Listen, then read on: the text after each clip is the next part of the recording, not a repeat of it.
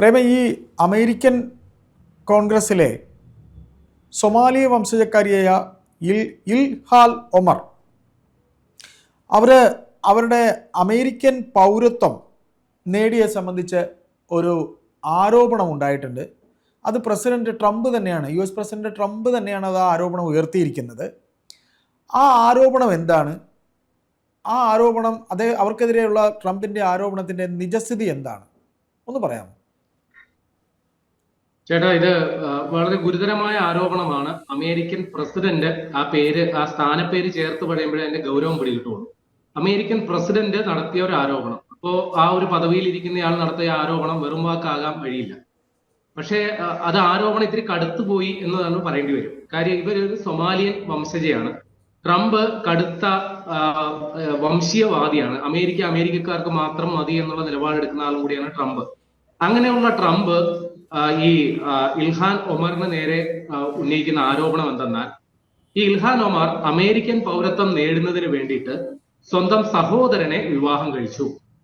നമുക്ക് ചിന്തിക്കാൻ പറ്റാത്തൊരു കാര്യമാണ്. സ്വന്തം സഹോദരനെ വിവാഹം കഴിച്ചു. ഇത് ട്രംപ് ഒരു തവണയല്ല, പല വേദികളിൽ പല തവണ ഇദ്ദേഹം ഈ ആരോപണം ഉന്നയിക്കുന്നത്. ഇപ്പൊ ഈ ചിത്രത്തിൽ കാണുന്ന നമ്മൾ നോക്കുമ്പോൾ മുഖസാദൃശ്യമുണ്ട് ഏകദേശം. അപ്പോ ആ ആരോപണം ഇതിന്റെയൊക്കെ അടിസ്ഥാനത്തിൽ വലിയ രീതിയിൽ സോഷ്യൽ മീഡിയയിൽ പ്രചരിക്കുന്നുമുണ്ട്. ഇവര് സ്വന്തം സഹോദരനെയാണ് വിവാഹം കഴിച്ചത് എന്ന തരത്തിൽ. ഇത് പ്രചാരണം മാത്രമല്ല, ഇപ്പൊ ഈ ഡീപ് ഫേക്ക് എന്ന് പറയുന്ന ഒരു സംഗതി ഉണ്ടല്ലോ, നമ്മുടെ AI സാങ്കേതിക വിദ്യ ഉപയോഗിച്ച് നമുക്ക് ആരെയും എങ്ങനെയും ചിത്രീകരിക്കാം. അപ്പൊ ഇത്തരത്തിൽ കുറെ ഡീപ് ഫേക്ക് വീഡിയോകളും ഇതുമായി ബന്ധപ്പെട്ട് പ്രചരിക്കുന്നുണ്ട്. ഇവര് ഈ ഇൽഹാൻ ഒമർ തന്റെ സഹോദരനുമായി താൻ വിവാഹം കഴിക്കാനുണ്ടായ സാഹചര്യം, അതിനുശേഷം അവർ തമ്മിലുള്ള സ്വകാര്യ ജീവിതത്തെ കുറിച്ച് പോലും പറയുന്ന തരത്തിൽ കുറെ ഡീപ് ഫേക്ക് വീഡിയോകളും വരുന്നു. അതോടുകൂടി വാസ്തവം എന്ത്, വാസ്തവ വിരുദ്ധം ഏത് എന്ന തരത്തിൽ വലിയ പ്രശ്നങ്ങളുണ്ട്. ഇപ്പൊ ഈ ഇൽഹാൻ ഒമറിന്റെ ഇപ്പോഴത്തെ പ്രധാന ജോലി ഓരോ ദിവസവും വന്നിട്ട് തന്റെ സത്യാവസ്ഥ ബോധ്യപ്പെടുത്തുക, മാധ്യമങ്ങളുടെ മുമ്പിൽ തനിക്കെതിരെ ഉണ്ടാകുന്ന ആരോപണങ്ങളിൽ തന്റെ നിലപാടുകൾ ഇങ്ങനെ നിരന്തരം വ്യക്തമാക്കേണ്ട ഗതികേടിലാണ് വാസ്തവത്തിൽ ഈ ഇൽഹാൻ ഒമർ എന്ന് പറയുന്ന ആൾ.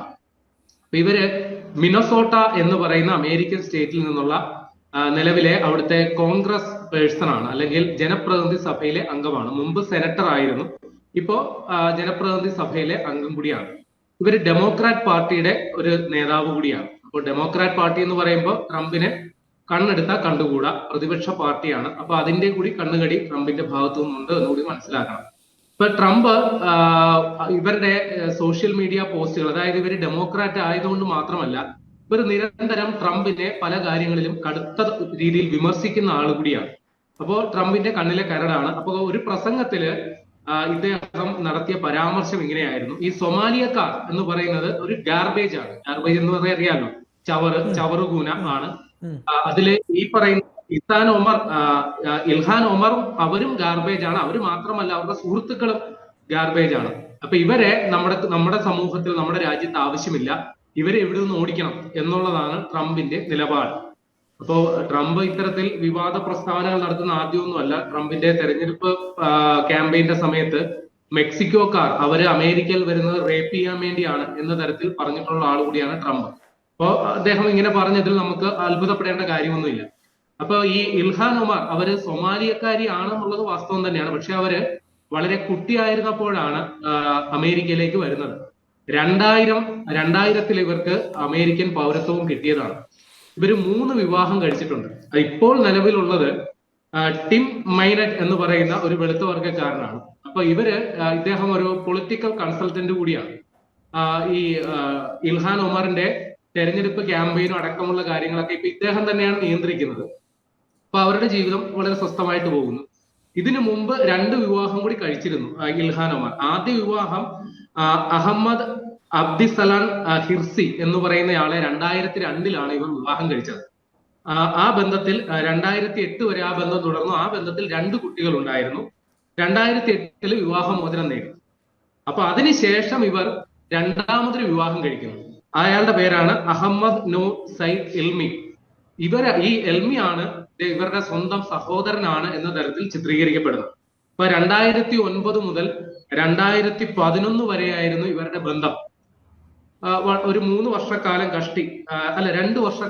കഷ്ടിയായിരുന്നു ഇവരുടെ ബന്ധം ഉണ്ടായിരുന്നത്. അതാണ് ഈ പൗരത്വം നേടുന്നതിന് വേണ്ടി മാത്രം എന്നുള്ളത്. അപ്പൊ ഈ 2011 ശേഷം ഇവർ ഈ ബന്ധത്തിൽ നിന്ന് വിടുതൽ ചെയ്തിട്ട് ഇവരുടെ ആദ്യ ഭർത്താവ് ഉണ്ടല്ലോ അയാളുമായിട്ട് 2012 വീണ്ടും വിവാഹിതരായി.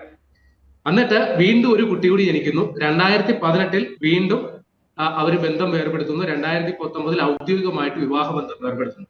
അപ്പൊ ഇതിനു മുമ്പ് ഈ നേരത്തെ സഹോദരൻ എന്ന് പറഞ്ഞ ആളെ നിന്ന് 2017 ഇവര് ഔദ്യോഗികമായിട്ട് വിവാഹമോചനം നേടുകയും ചെയ്തു. ഇപ്പൊ ഈ രണ്ട് കക്ഷികളും ഇല്ല.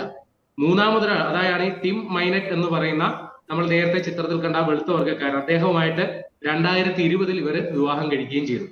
ഇതാണ് അവരുടെ ഒരു സ്വകാര്യ ജീവിതം. അപ്പൊ ഇതില് ആ മുഖസാദൃശ്യവും കൂടി ഉള്ളതോടുകൂടി ഈ സഹോദരനാണ് എന്നുള്ള വാദം സ്ഥാപിച്ചെടുക്കാൻ ഇവരെ കൂടെ സാധിക്കുന്നുമുണ്ട്. പക്ഷെ അദ്ദേഹം ഇവരുടെ സഹോദരനുമല്ല, ഇവര് തമ്മിൽ യാതൊരു മുൻ ബന്ധങ്ങളുമില്ല. DNA സാമ്പിള് പോലും അത്തരത്തിലുള്ള തെളിവുകൾ പോലും ഈ ആരോപണത്തെ സാധൂകരിക്കുന്ന തരത്തിൽ ഒന്നും കിട്ടിയിട്ടില്ല. ഇതുമായി ബന്ധപ്പെട്ട് വലിയ വിവാദങ്ങൾ ഉണ്ടായ സമയത്ത് പല വാദഗതികളും വന്നെങ്കിൽ തന്നെയും ഇത് തെളിയിക്കുന്ന തരത്തിൽ ഒന്നും ഇതുവരെ വന്നിട്ടില്ല. ഈ മിനസോട്ട എന്ന് പറയുന്ന സ്ഥലത്ത് നിന്ന് ഇവർ ജനപ്രതിനിധി ആകാനുള്ള കാരണം ഈ സൊമാലിയൻ വംശജർ ധാരാളമായിട്ട് അവിടെ അധിവസിക്കുന്നുണ്ട്. ഏതാണ്ട് 1,07,000-ഓളം പേരാണ് മിനസോട്ടയിൽ മാത്രം സൊമാലിയൻ വംശജരായിട്ടുള്ളത്.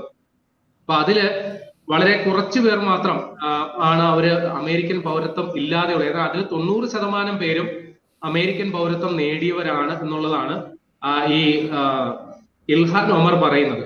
ഇപ്പൊ അവർ ഇതിന്റെ പേരിൽ നിരന്തരമായി പീഡനങ്ങൾ ഏറ്റുവാങ്ങുന്നു. അവരുടെ മകൻ പുറത്തു പോകുമ്പോൾ അവിടെ ഇപ്പൊ അമേരിക്കയിൽ എൻഫോഴ്സ്മെന്റ് അധികൃതർ അല്ലെങ്കിൽ ഇമിഗ്രേഷൻ അധികൃതർ ഇങ്ങനെ തെരുവിലിറങ്ങി നടക്കുകയാണ്.